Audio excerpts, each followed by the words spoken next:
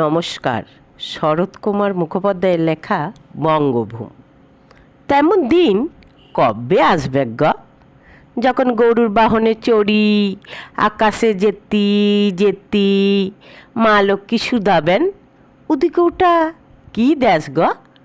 লদি ভরি জল টমটম করে, মাঠ ভরি ধান, কালো কালো মানুষগুলান খিলখিল খিলখিল করে হাসে।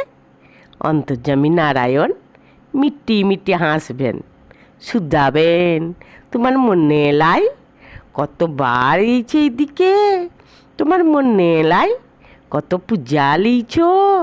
ই হলো বঙ্গভূম। বান হয়েছিল, ওরা বাঁধ বাঁধলো, লদি শুকাইছিল, এখন ক্যানেল হয়েছে। বছরে তিনবার ধান উঠে, দেখ কেনে। নতুন দালান হয়েছে কত, ওদের আর কষ্ট নাই।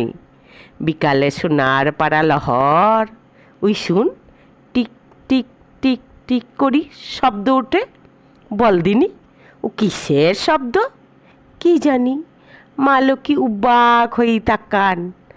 মানুষ তখন কাজ করি ফিরছে, শিশুরা পড়া করি ফিরছে। ও মুড়ি খাওয়ার শব্দ বটে। দুধে ভিজাই মুড়ি খায় বঙ্গভূমের মানুষ। হাই, তেমন দিন কবে আসবে গ, কবে আসবে? দুধ পাবে, পেট ভরে মুড়ি পাবে পুরা দেশের মানুষ।